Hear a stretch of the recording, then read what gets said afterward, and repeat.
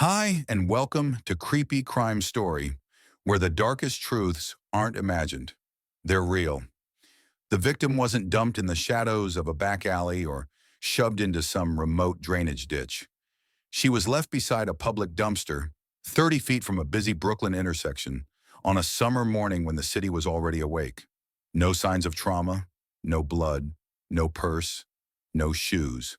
Just a visibly pregnant woman lying on her side, her abdomen swollen, her face turned away, and a single injection mark on her arm. By 6:41 a.m. on June 4th, 1997, a sanitation worker flagged down patrol officers near West 19th Street and Mermaid Avenue, not far from Coney Island.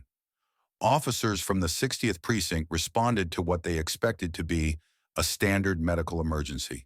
It wasn't. Within 10 minutes, they had taped off the scene. The woman appeared to be in her mid-20s. Rigor mortis had not fully set in, but her body temperature was far below normal. There were no immediate signs of physical violence, no lacerations, bruises, or ligature marks. Her clothing was intact but disheveled, and her fingernails showed no trace of defensive wounds. She had no ID on her, no phone, just her, pregnant, dead, discarded. The first forensic priority was identification. With no wallet, the body was tentatively classified as Jane Doe pending fingerprint comparison. Crime scene technicians lifted her prints at the scene using a silicone pad. They were submitted immediately through AFIS. Less than 3 hours later, a match came back. Jody Jakubaszek, age 25. No criminal history, originally from Rochester, New York. Employed in Manhattan. No history of substance abuse or psychiatric holds. She had no known enemies. That alone raised flags. The NYPD doesn't typically assign senior detectives to unattended deaths unless they cross certain forensic thresholds. But in this case, something didn't sit right. One of the officers noted the soles of her feet were clean. She hadn't walked to that spot. Someone had placed her there. At the morgue, Deputy Medical Examiner Dr. Horowitz conducted the preliminary autopsy. There were no fractures, no trauma to internal organs. The fetus, approximately 28 weeks, was intact. Toxicology samples were taken immediately, but it was one almost overlooked detail that escalated the case. A faint red puncture mark on her left upper arm, consistent with a hypodermic needle. You don't inject a pregnant woman with cleaning fluid by mistake, Dr. Horowitz later noted.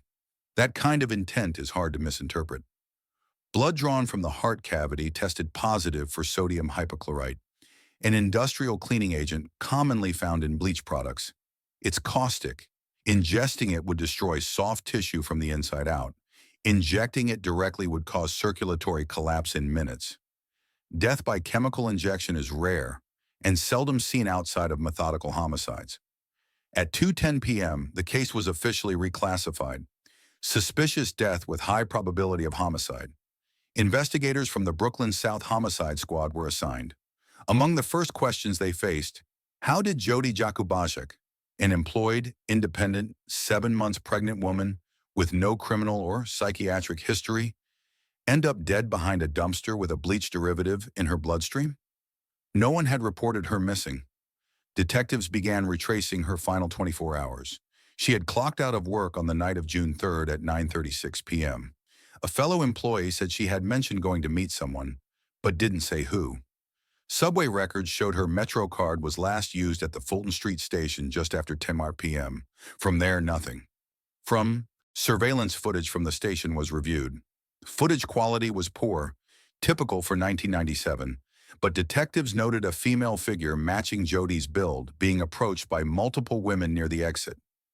No sound, no timestamps, no visual clarity, but the interaction was suspicious.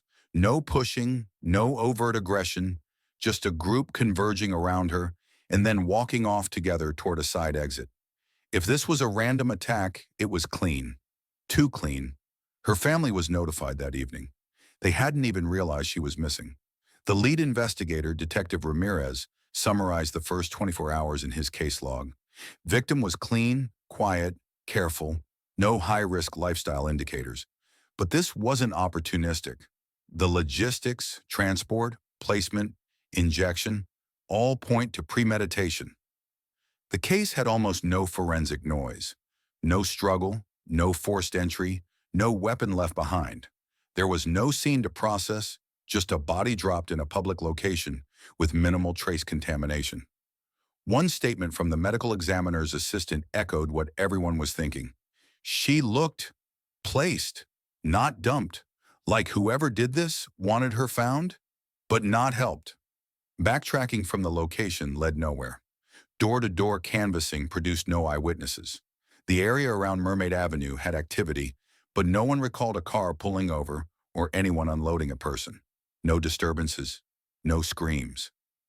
Just another warm night in early June. But what set the case fully into motion wasn't the body, it was the baby. The fetus was viable. If Jody had lived just a few more weeks, doctors could have delivered her daughter safely. The medical examiner marked the case as a double fatality due to homicide by chemical injection.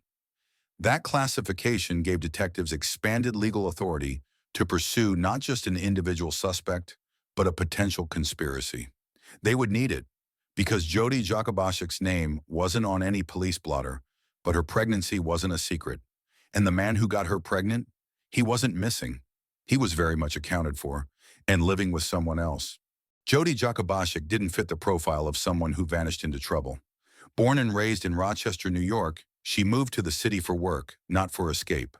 At 25, she was 7 months pregnant, employed full-time at a financial services firm in Manhattan, and had maintained a clean background. No criminal record, no signs of instability, no behavioral red flags. She wasn't anonymous. She had a life in progress, a support system, and plans.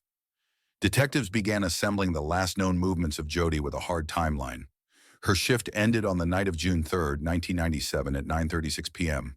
She exited her Midtown office building through the West Side entrance, consistent with past workday behavior, verified by lobby surveillance and keycard data from the security gate.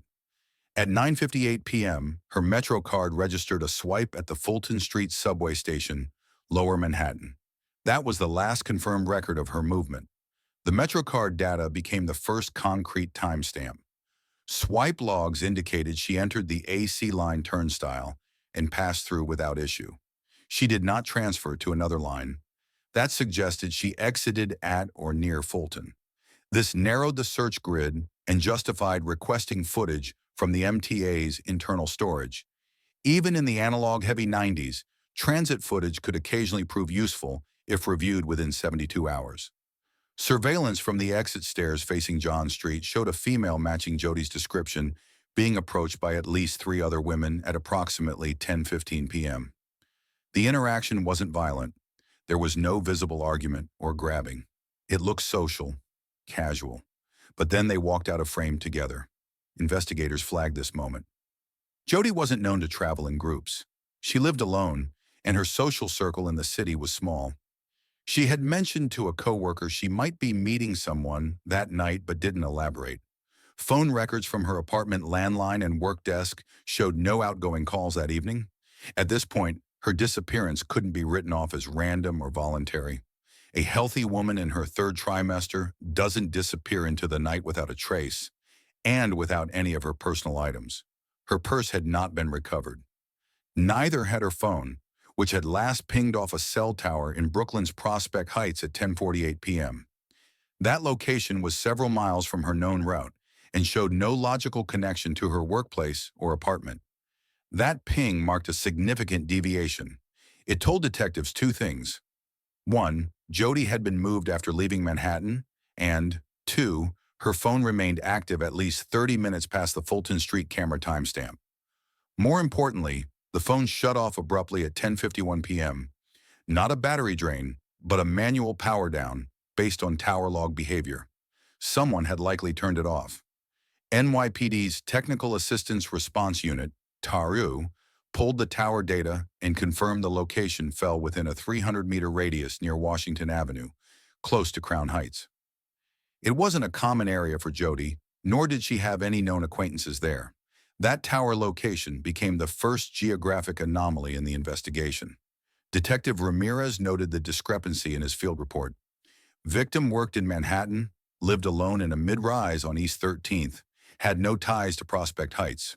She had no car, Getting there required outside transport. It's either she got in willingly or was taken. This hypothesis pushed the investigation into second gear. Detectives obtained access to Jody's apartment that same afternoon with consent from her family.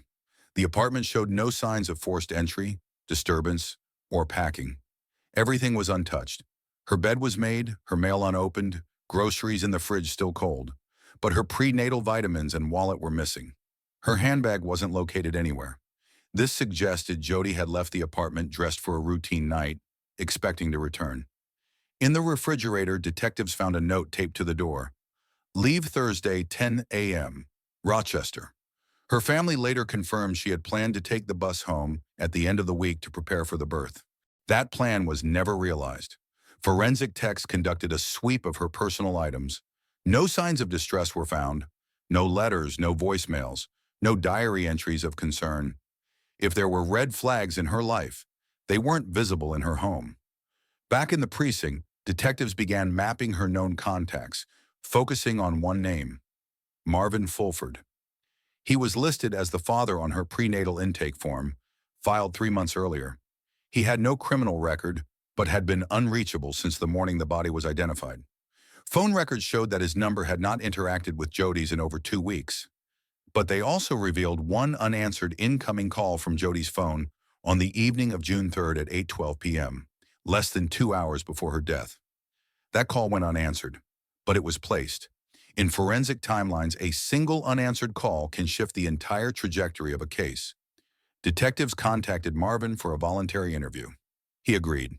He confirmed he was the father, but said the relationship had ended months ago. He claimed to have no recent contact with Jody and denied knowing she planned to leave the city. His alibi for the night? He was home with his current partner. He gave her name. Her name was Deborah Pretlow. Investigators noted the connection, but did not press. Yet. Marvin's account would be held until phone data from both devices could be cross-referenced. No conclusions were drawn, but a pattern was forming. As of June 5, 1997, the evidence pointed in several directions but lacked cohesion. Jody's phone had moved, but no known associate matched the location data. Her last known physical contact was with unidentified women. Her body was clean, but her cause of death was anything but. And while her apartment, her plans, and her schedule all aligned with a life in progress, her death spoke of intention. It wasn't random. It wasn't reckless. The data aligned too cleanly. Sometimes that was the problem. Less than 48 hours into the case, detectives working the Yakubajic file shifted focus from her timeline to her digital footprint and missing personal effects, specifically her wallet, bank cards, and identification, none of which were recovered from the scene or her apartment. That wasn't just a post-mortem detail. It was a functional lead. At 7:42 a.m. on June 4th, barely an hour after her body was discovered behind a dumpster in Coney Island, Jody's debit card was used at a generic ATM in East Flatbush, approximately 4 miles from the recovery site.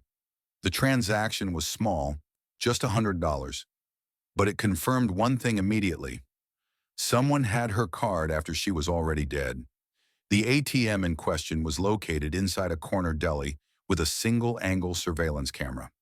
Footage showed 2 women, both appearing in their 20s, entering the store just before the transaction. One woman approached the machine, while the other stood nearby. Both were caught on camera. The timestamps aligned precisely with the withdrawal log from Jody's account. The quality of the footage wasn't perfect, but it was clear enough. Detectives captured still frames and ran them through NYPD's internal database using facial recognition software, augmented by DMV photo records. Within hours, a positive match came back. Leandra Adams, age 22, previously arrested on a misdemeanor theft charge from 2 years prior. The second woman remained unidentified at that stage.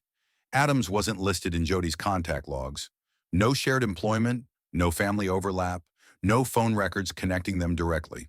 She was an unknown variable, but she was now in possession of Jody's bank card after her death, and that wasn't circumstantial. Investigators filed a search warrant and located Adams within the next 24 hours.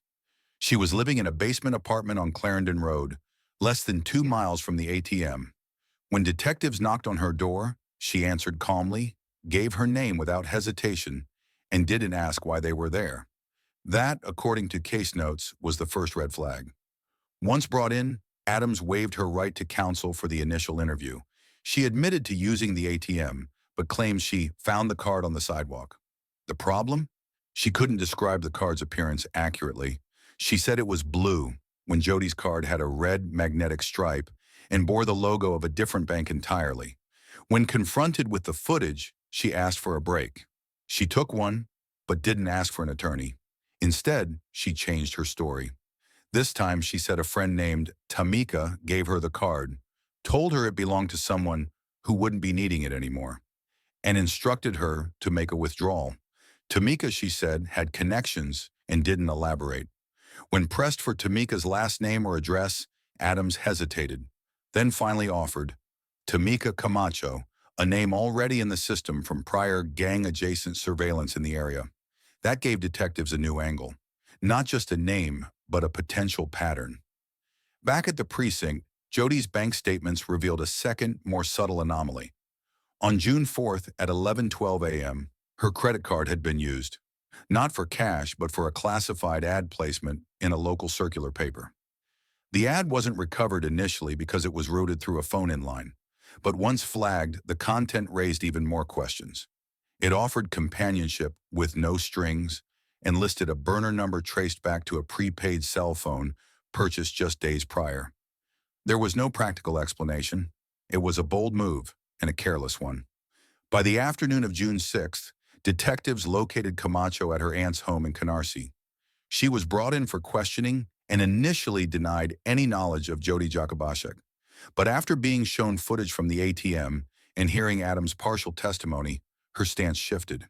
She didn't confess, but she stopped denying. Her words were noted carefully. "I didn't know what was going to happen to her. It wasn't my idea. We were just supposed to scare her." That wasn't an admission of murder, but it was a tacit acknowledgement of involvement, enough for a material witness hold and grounds for further investigation.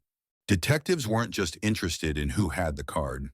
They were building a forensic map of movement and possession, who had what, when, and what it meant. Jody's belongings had changed hands at least twice in the 12 hours following her death. That movement created a timeline that was traceable, testable, and prosecutable. Meanwhile, investigators revisited the footage from Fulton Street Station.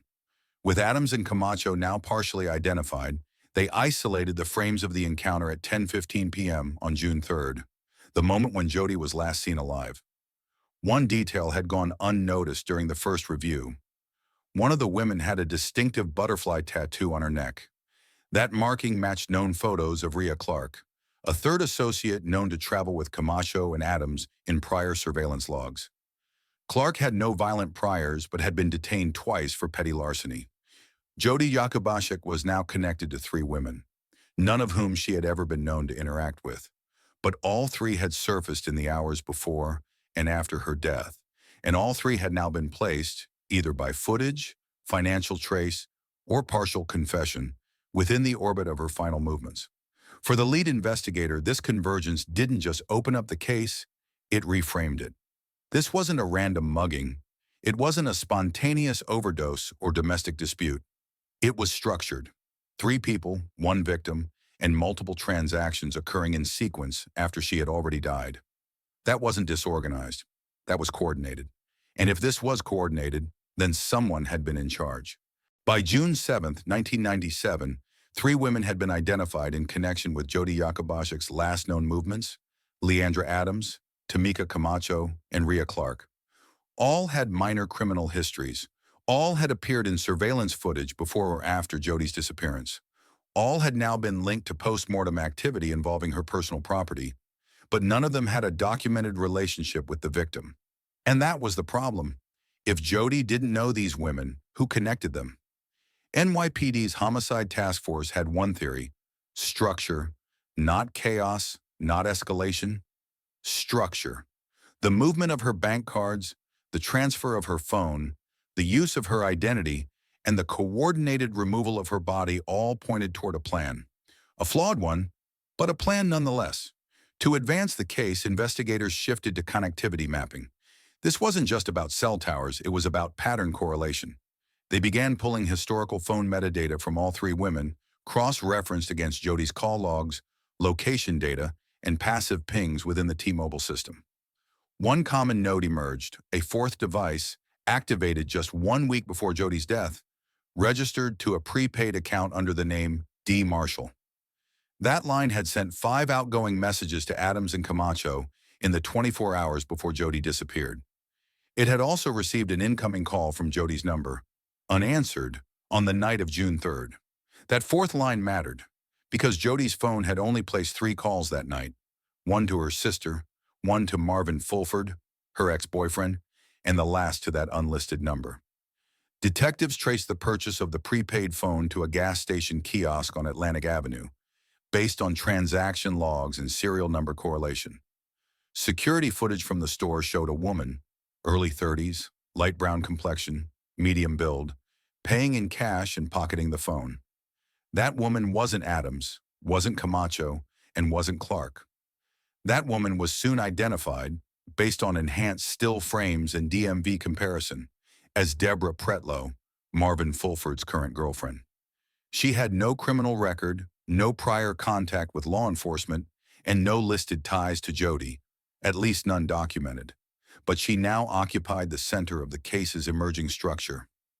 Every piece of digital evidence, phone traffic, meeting location, order of card usage, formed a ring that pointed inward. Pretlow's number wasn't just connected, it was central. That wasn't a coincidence. It was orchestration. Detectives secured a subpoena for Pretlow's personal phone records. Her primary number had gone quiet in the window of Jody's death. No outgoing calls, no text activity. But the burner, the prepaid line, had been actively used with precision. Brief texts, short calls, all under 5 minutes. No voicemail, no repetition, the kind of usage profile typical in purpose-only communication. The implication: someone didn't want to leave a trail, but they did. Meanwhile, detectives reviewed surveillance video from Jody's route once more, this time comparing the group dynamics.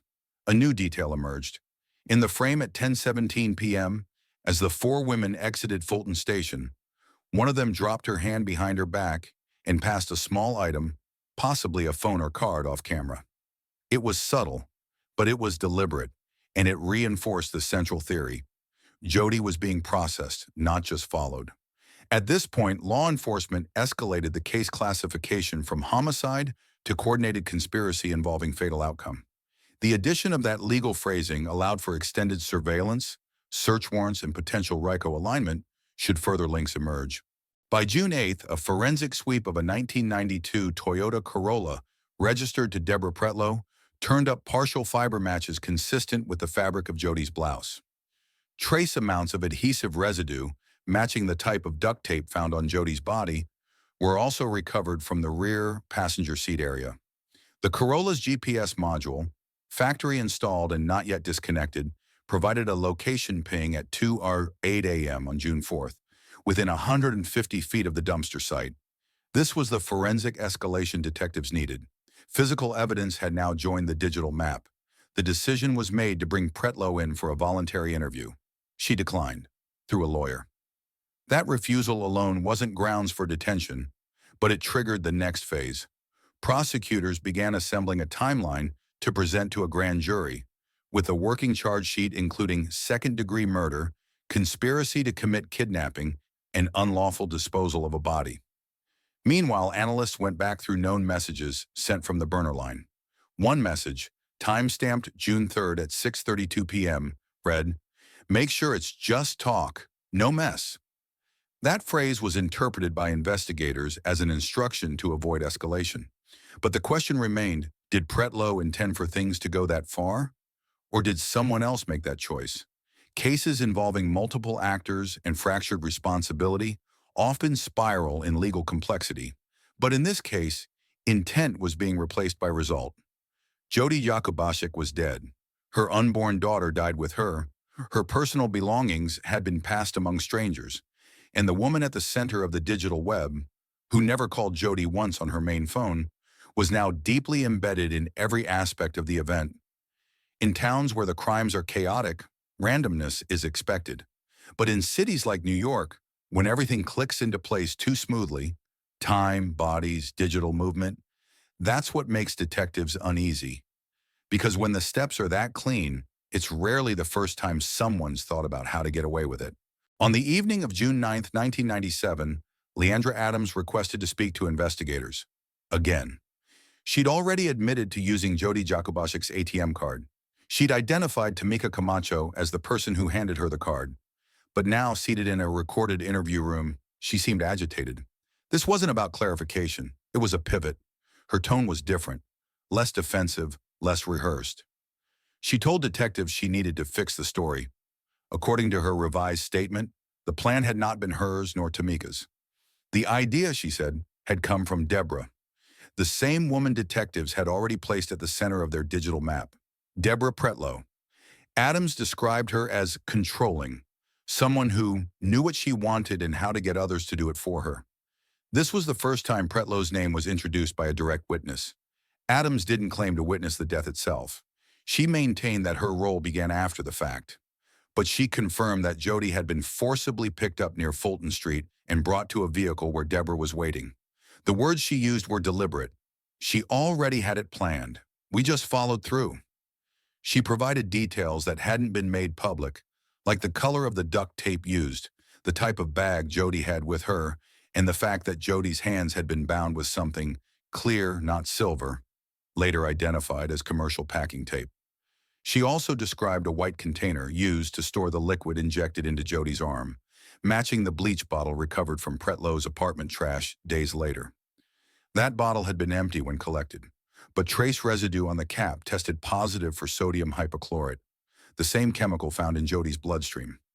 Investigators now had a physical connection between Pretlow's vehicle and the scene, a recovered object with chemical consistency, a first-hand witness linking Pretlow to premeditated involvement that changed the prosecutorial posture. It also changed the public nature of the case. While Adams' statement gave momentum, it still raised questions. Why had Jody been targeted? Why that night? And why would 3 young women participate in a plan that ended with the death of a pregnant stranger? Motive wasn't yet confirmed, but a narrative was forming. This wasn't personal to the accomplices. It was personal to someone else. Tamika Camacho was approached again for questioning. This time she requested an attorney. But her prior partial statement, "We were just supposed to scare her," combined with Adams' full cooperation, now painted a clearer picture of hierarchy. Jody hadn't been picked at random. She was the focal point, the threat, not to them, but to someone emotionally invested. And it was that emotional proximity that changed everything. What had once looked like opportunistic crime was now framed by the psychology of elimination. Jody wasn't just being silenced.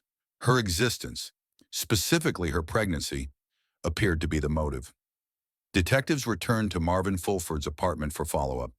He remained cooperative, stating that he had no involvement, and emphasized that he hadn't spoken to Jody in weeks. But he admitted that Deborah had been frustrated about his connection to Jody's unborn child. He described her behavior as possessive, but denied knowing about any threats. That admission wasn't criminal, but it reinforced what detectives already suspected. Pretlow didn't just want distance between Marvin and Jody. She wanted finality. By June 10th, prosecutors moved forward with presenting evidence to a grand jury. The charges now included manslaughter in the first degree, kidnapping, and criminal possession of a weapon, chemical agent. While the final cause of death was still awaiting full toxicology review, the working theory was settled.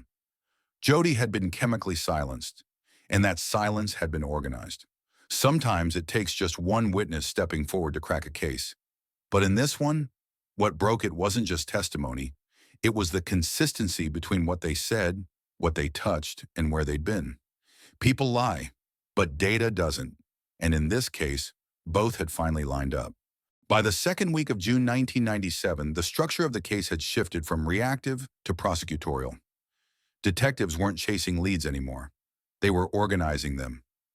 Jody Jakubowic's death had moved from an unclassified suspicious fatality to a clearly defined criminal conspiracy supported by forensic data, digital mapping, and first-hand testimony.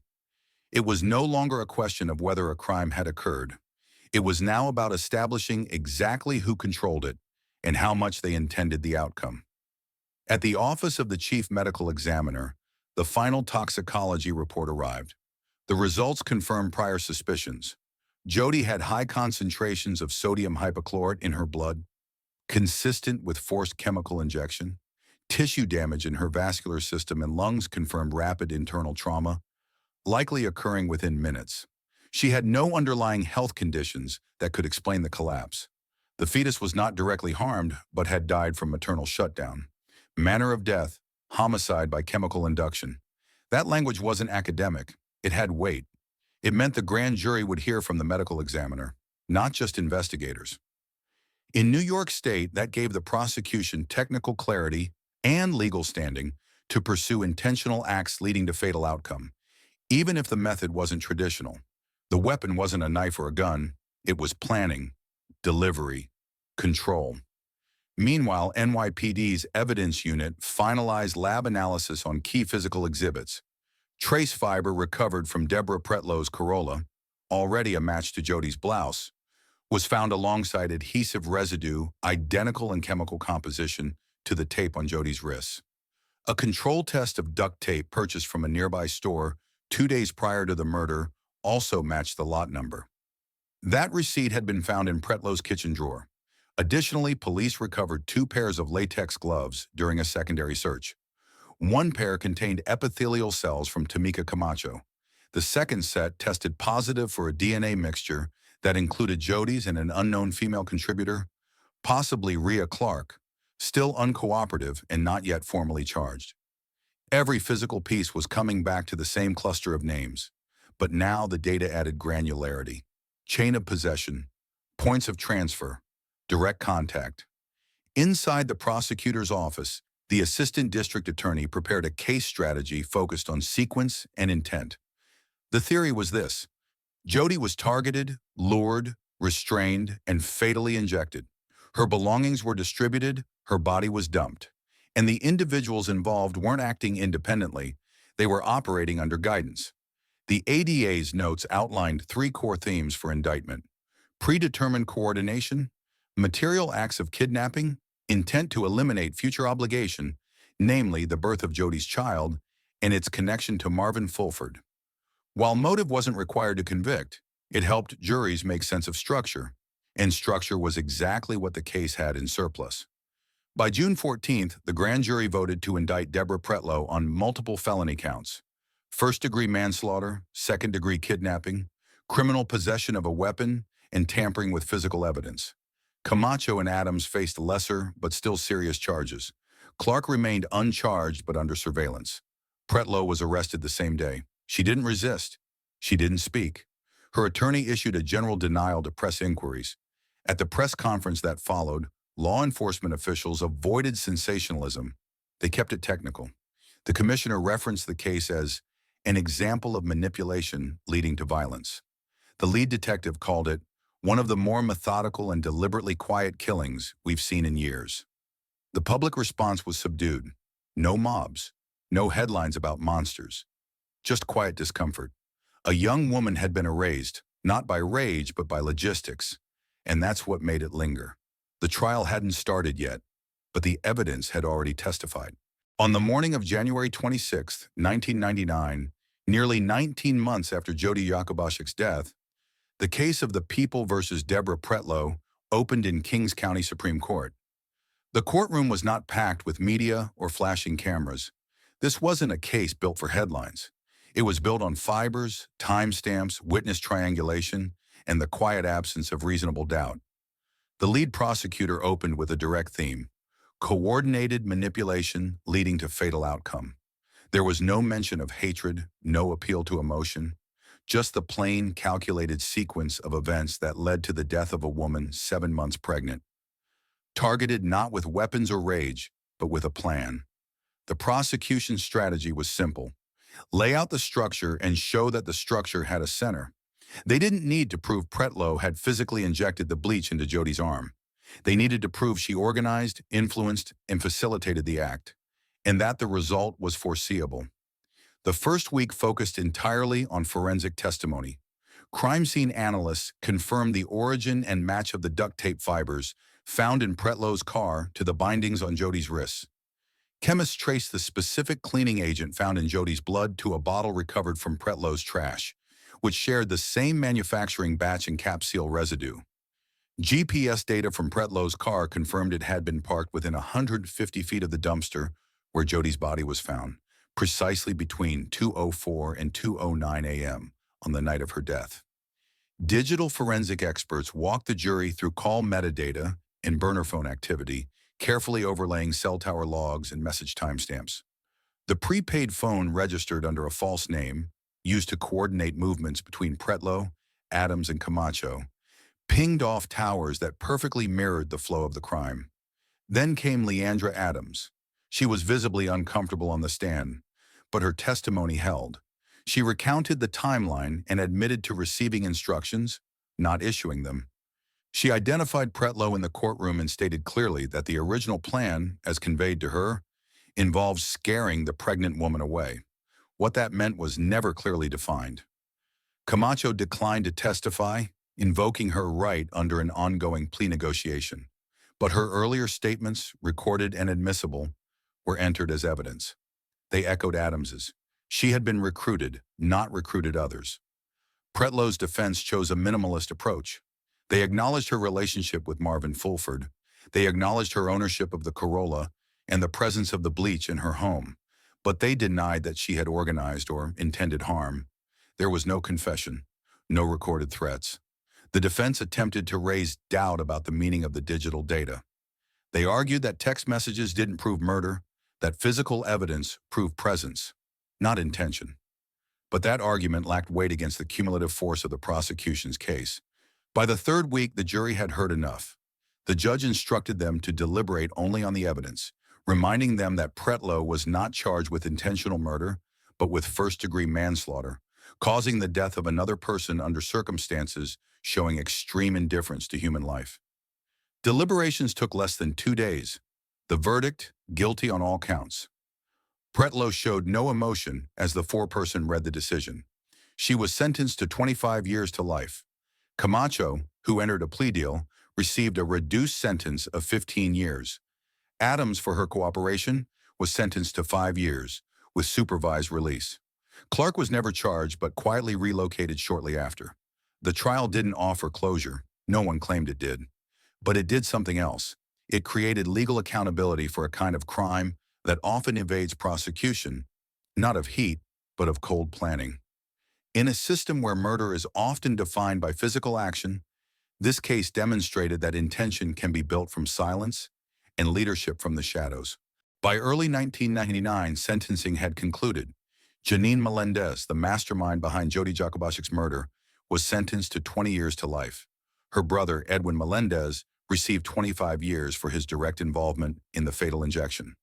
Nelson Cordero, who assisted in the abduction, took a plea deal for 15 years. No defendant expressed remorse. No apologies were made. The court described the crime as cold and deliberate. Jody, 25 and pregnant, had been targeted purely out of obsession and jealousy. The use of ammonia, intentionally selected as a fatal agent, was not improvised but planned. The car, the zip ties, the remote location near Coney Island, all pointed to premeditation. Investigators later noted that Janine had no prior criminal record or violent incidents. Her manipulation escalated without outward warning signs. Detectives would later include the case in internal training documents for its demonstration of lethal coercive control, the kind that begins quietly and ends in a body. Jody's mother issued a public statement after sentencing. It was brief. "My daughter was killed because someone needed control. That's not jealousy. That's violence." The case sparked renewed attention to psychological abuse as a warning sign. Several nonprofits began lobbying to include coercive control as a recognized form of domestic violence in New York's family court system. It wouldn't become law, but it shifted how advocates trained law enforcement and social workers to read emotional abuse. Janine remains incarcerated in 2025 with her most recent parole denied. Edwin is also still serving time. Nelson is expected to be released within the next few years, a decision Jody's family has quietly opposed. One note Jody wrote, never mailed, was later published by a Brooklyn women's shelter. It read, "This baby changes everything. I think I can be strong for both of us." That letter became a symbol, not of how she died, but of how she lived. They say hindsight is 20/20, but sometimes the warning signs are right there. I look back now and realize how control disguised as care can quietly become deadly. If you're in a situation where someone chips away at your independence, isolates you, makes you feel like nothing without them, please don't ignore it. Real love doesn't require fear to function. If this story made you pause or reflect, let me know where you're watching from or share your thoughts in the comments. If it didn't sit right with you, I'd like to hear that too. Every perspective matters. And if stories like this speak to you, hit subscribe so you won't miss what comes next. You're not alone. Not here. Not ever.